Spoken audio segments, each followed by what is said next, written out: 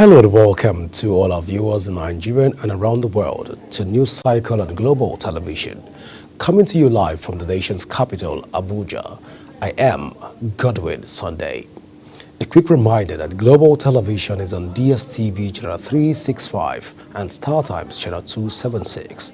You can download the Global TV Nigerian mobile app for Android and iOS devices to keep track of our broadcasts. To the news. Senator Godswill Akpabio, President of the Senate, says a joint session of the National Assembly will be held on June 12 to mark Democracy Day. This is coming on the heels of the Senate adjournment of sitting to June the 17th to mark both Democracy Day and Eid el-Kabir. He made this announcement following the recovering of the upper chamber for plenary. Our correspondent Sharon Ajay has the details. I sincerely apologize for our inability to bring you that report. We promise to bring it in subsequent bulletin. The suspended governor of Rivers State, Siminalayi Fubara, has commended President Bola Tinubu for his timely intervention, which halted the degeneration of the political crisis in the state. Fubara stated this at a meeting with leaders and stakeholders of the Simplified Movement as part of activities to mark his 2 years in office as governor of Rivers State in Port Harcourt. Fubara said the president deserved all the kudos for acting wisely to salvage and stabilize the state. The Court of Appeal in Abuja affirmed the election of Senator Monday Okpebolo as the duly elected governor of Edo State, upholding his victory in the September 21, 2024 governorship election conducted by the Independent Electoral Commission. Delivering the judgment, Justice Mohammed Danjuma dismissed the appeal filed by the People's Democratic Party and its candidate, Asue Ighodalo, describing it as lacking in merit.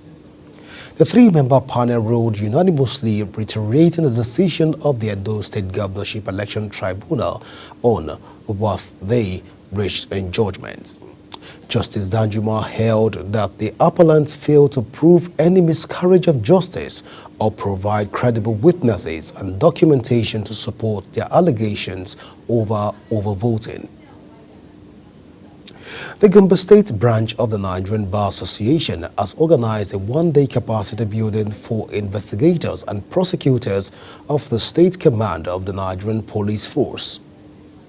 The training brought together investigators and prosecutors from the state headquarters and other divisional offices across the state, which was to enhance the quality of criminal investigations and judicial outcomes in Gombe. The training sought to improve the technical competencies of officers involved in the criminal investigations and prosecution processes.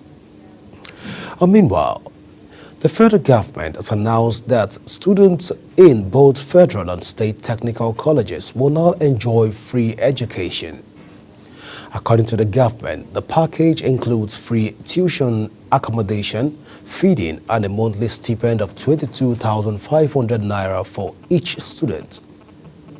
Minister of Education, Dr. Tunji Alausa, made the announcement during the launch of the Technical and Vocational Education and Training (TVET) program in Abuja. Alausa explained that the initiative is aimed at attracting more young students to TVET and encouraging them to acquire relevant skills that will make them productive members of the society. The Borno State Governor, Babangana Zulum, has promised scholarship for the children of 8 civilian Joint Task Force members who lost their lives when an improvised explosive device exploded along Dikwa Mate Road in the state. Zulum announced this during a condolence visit to the families of the fallen heroes in Fezan ward of the metropolis.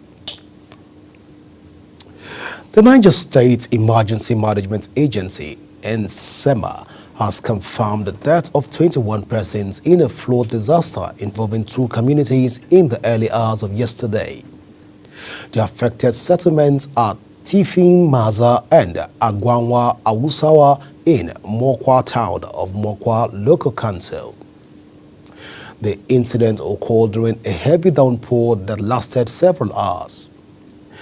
And SEMA, in a statement by its Director General Abdullahi Baba Ara, said the surging flood waters submerged and washed away over 50 homes with their occupants. And meanwhile, the Nigerian Governors Forum has commiserated with the Niger State government on the flood, which has claimed many lives in the Mokwa local government area of the state. In a statement signed by the NGF chairman, Abdurrahman Abdurazak, the forum said that it was shocked by the magnitude of the flood, which has claimed many lives and properties in the community. However, it commiserated with the Governor Usman Bago, the government and the people of the state for the loss of lives and properties. The Nigerian Center for Disease Control and Prevention has reported a total of 366 deaths from Lassa fever and meningitis in the country, highlighting the continued public health challenges posed by these diseases. From January the 1st to May the 18th, 2025, the NCDC confirmed 733 cases of Lassa fever from 5,118 suspected infections across 18 states and 19 local government areas.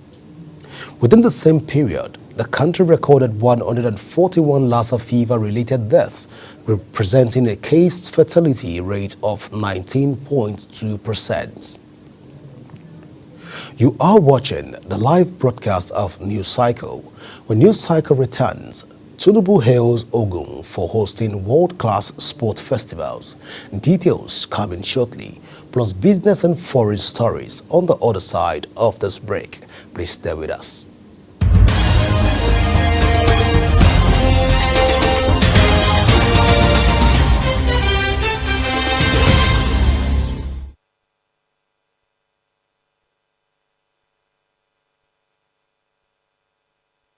Welcome back.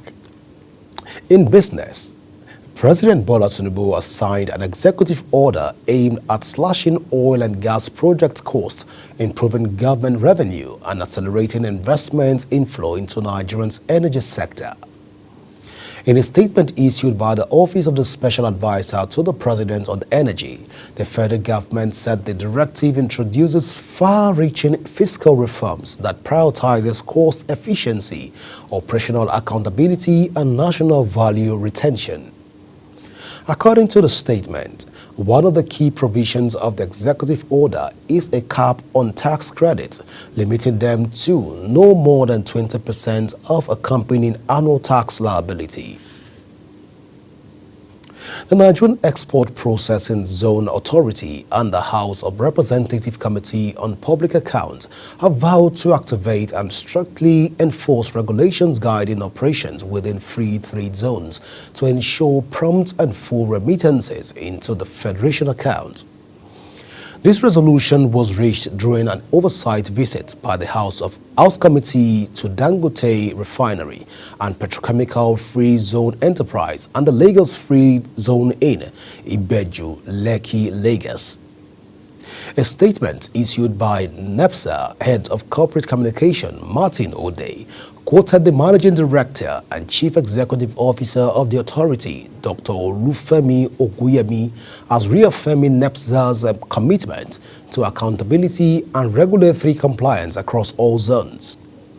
Oguyemi noted that while some of the functional zones and their enterprises have not fared badly in remittances, NEPSA is now poised to enforce existing regulations to ensure complete compliance across the board.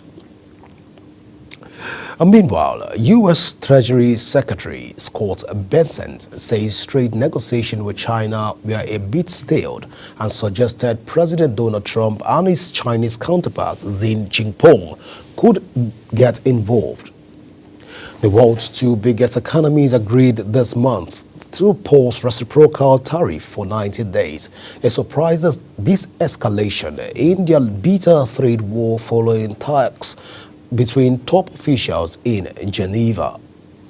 Under the May 12 truce, Washington agreed to temporarily reduce the tariff on China imports to 30% from 145%, while China said it would lower its import duty on American goods to 10% from 125%.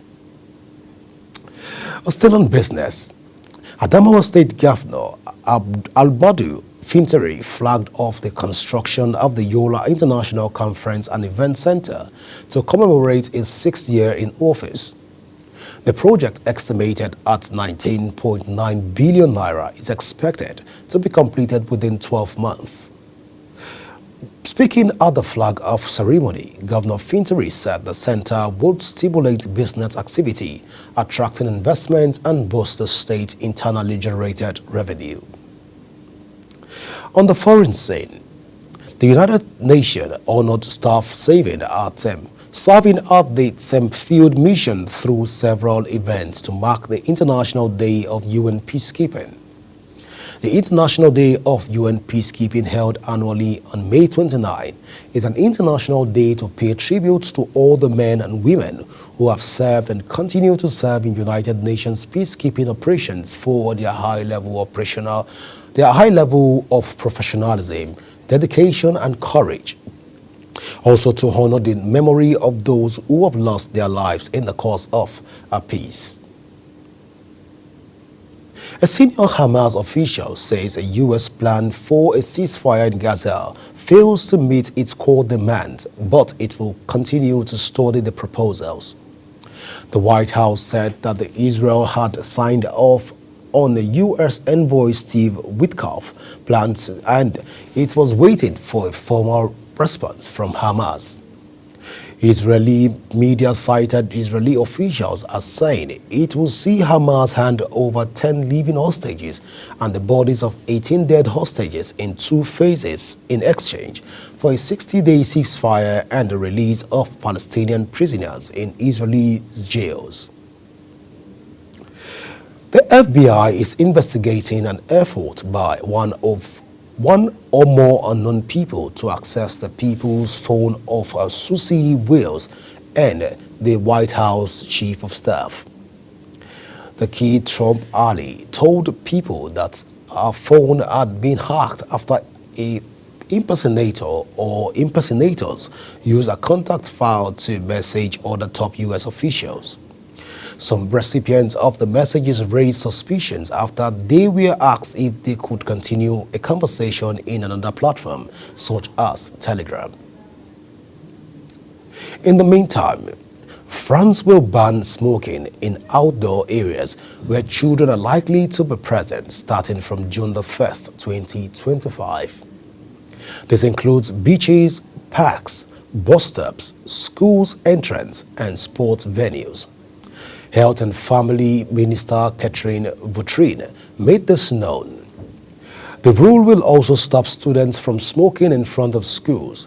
Anyone who breaks the rule may be fined up to €135, which is equivalent to $154.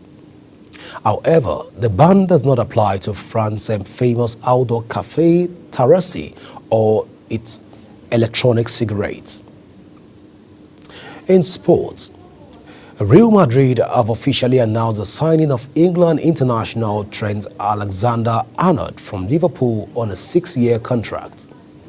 The agreement reached between both clubs will see the 26-year-old defender remain with the Spanish side from June the 1st, 2025 to June 30th, 2031. Alexander-Arnold arrives at the Santiago Bernabeu after a high-level successful spell with Liverpool, where he won 9 major trophies. His honors with the Red include 1 UEFA Champions League, 1 FIFA Club World Cup, 1 UEFA Super Cup, 2 Premier League titles, 1 FA Cup, 2 EFL Cups, and 1 FA Community Shield. Anthony Joshua is edging closer to a return to the ring, with talks underway for a 2-fight deal that could begin later this year in Saudi Arabia. The 35-year-old former heavyweight champion has been out of action in 2024 following elbow injury, which was successfully completed in May. Despite his absence from the ring, Joshua has been actively planning his comeback behind the scenes. Earlier this month, Joshua revealed in an interview with ESPN Mexico that he was targeting a December return dependent on his recovery. Now, momentum is building around a potential deal with Saudi Arabia's Rashid Season to stage his comeback. And that's it on Global TV News Cycle. A quick reminder that Global Television is on DSTV channel 365 and StarTimes channel 276. Kindly follow us across all our social media platforms now showing on your screen using @Global TV NG. You can download the Global TV Nigerian app for Android and iOS devices to keep track of our broadcasts. I am Godwin Sunday. Thank you for watching.